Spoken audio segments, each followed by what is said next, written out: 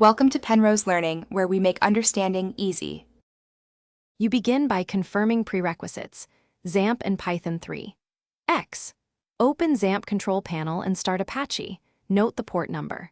Once done, install Python and add it to path so commands work system-wide.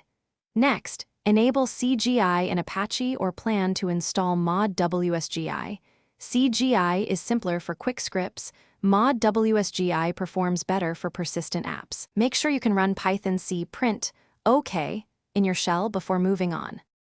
You now configure Apache to serve Python. Create a CGI bin or WSGI folder under htdocs and set file permissions so Apache can execute scripts.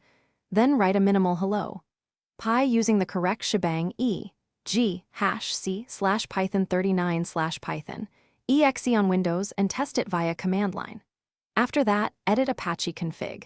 Add options plus exec CGI and add handler CGI script, Py for CGI, or add WSGI script alias for mod WSGI.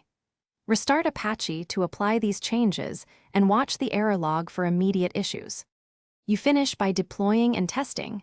Open the browser to the script URL and verify you get the expected output and correct content type headers.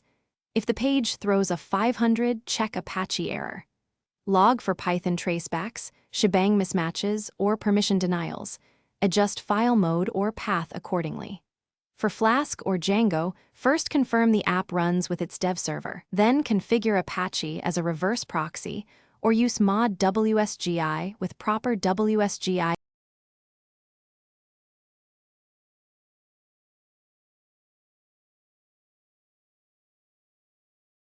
Thanks for watching. If this was helpful, leave a like and consider subscribing. See you next time.